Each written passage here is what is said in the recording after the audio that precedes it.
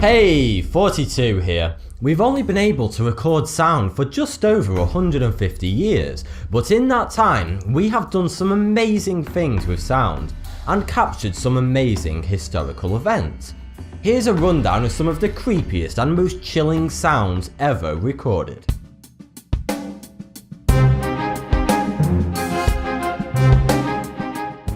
Sound recording was invented in 1857 by Edward Leon Scott de Martinville when he created the phonautograph. It was used to create the first ever sound recording, which is believed to be the inventor himself singing Au clair de la lune in 1860.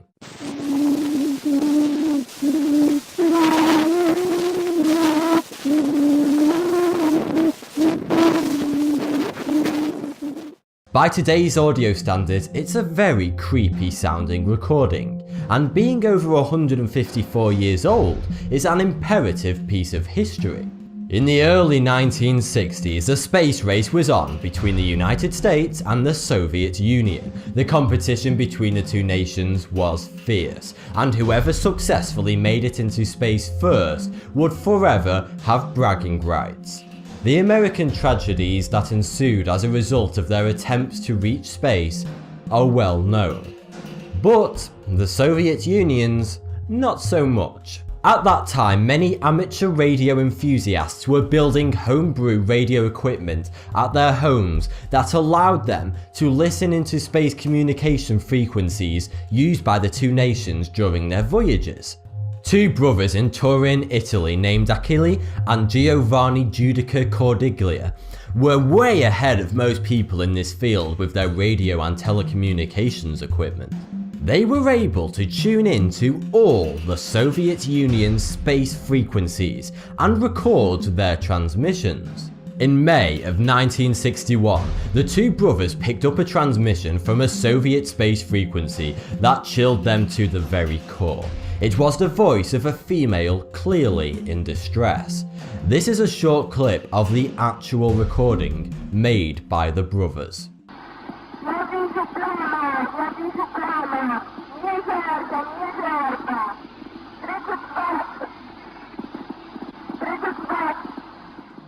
The woman is speaking in Russian, but when translated she is saying, "I feel hot, I can see a flame. Am I going to crash? Yes, yes, I will re-enter."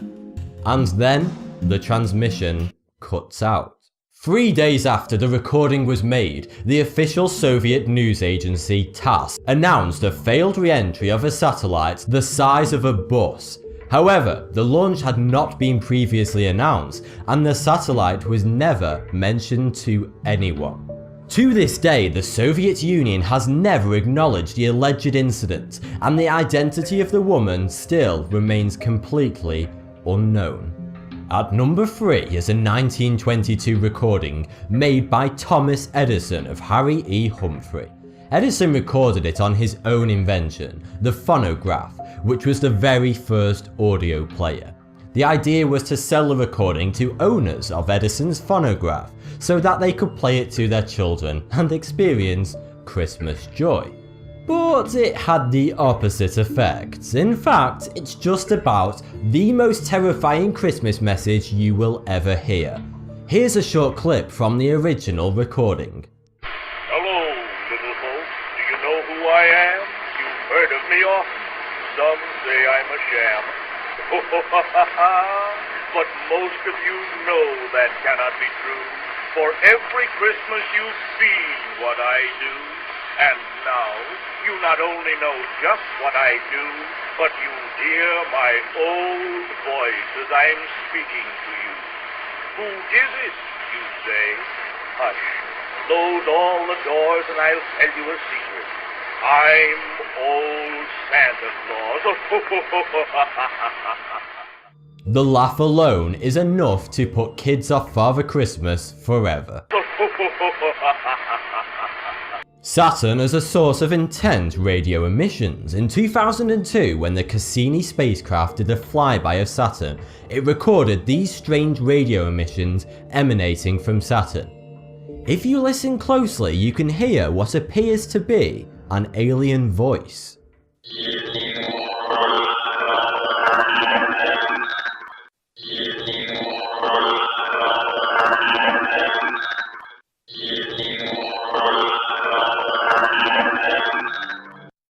It's very hard to make out any words, yet some people believe they have deciphered the message as this: "You people are urged to drop the earthly impulse."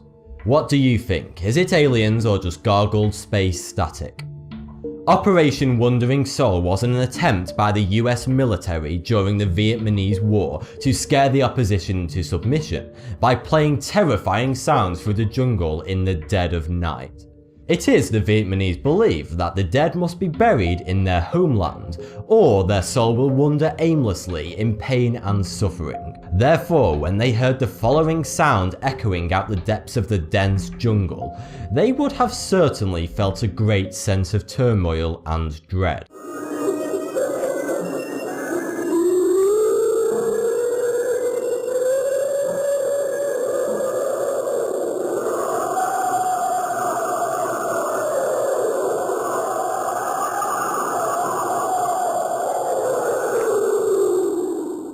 The US militants would often broadcast a sound from loudspeaker systems aboard helicopters. During the Cold War for over 30 years, the shortwave radio spectrum was used by the world's intelligence agencies to transmit secret messages to their spies who were stationed in enemy countries. These transmissions were called number stations and were completely anonymous one-way radio transmissions across shortwave radio that could be picked up and listened to by anyone using only very basic radio equipment. Number stations were broadcast 24 hours a day on very rigid schedules by various European countries. The broadcasts were nothing more than a female or male voice repeating a series of numbers and letters. The key feature of these broadcasts is that the coded messages they contained are completely unbreakable and can only be understood by the select few whom are supposed to receive the messages. Despite many attempts, nobody apart from the intended recipients has ever been able to decode a number station message. This is a recording of a British number station transmission. 5, 4, 0. 5, 4, 0. 6, 1. 6, 1. 0, 9, 0, 1, 4. And this is a German station, known by radio enthusiasts as the Swedish Rhapsody. It uniquely features a really creepy little girl.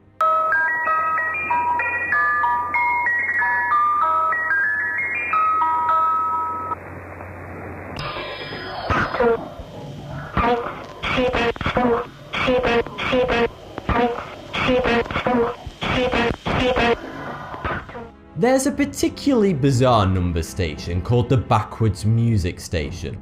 Because some believe it sounds like music being played backwards, the signal is believed to be transmitted from both the US and UK. The difference between this number station and most others is that it never plays any voice messages, just endless, hellish noises.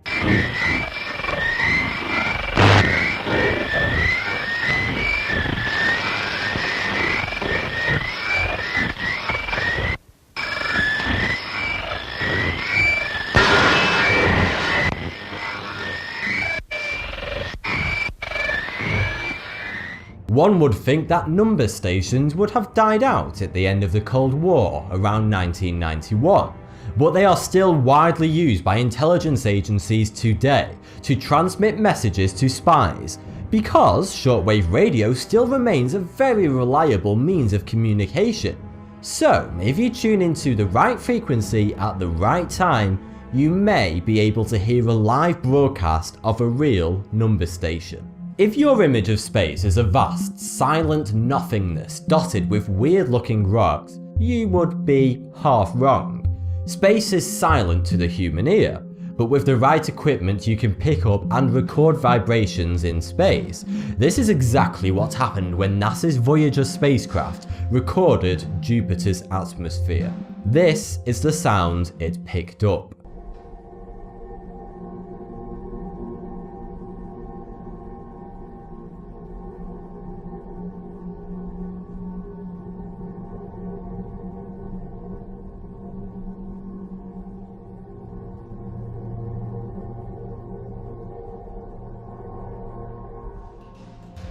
It's incredibly eerie to think that such a sound can be made by a planet.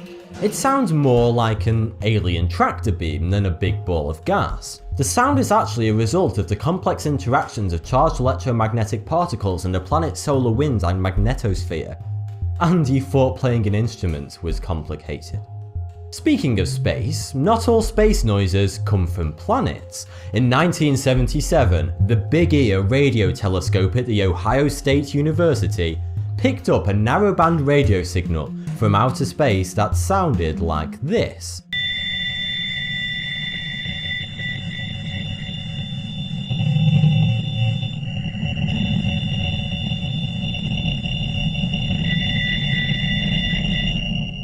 It was named the WOW signal because the man who first spotted it on the logs circled it in red pen and wrote WOW beside it.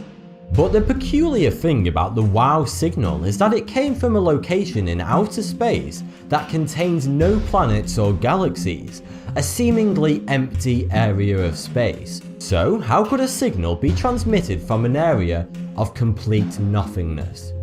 Unless it wasn't actually empty.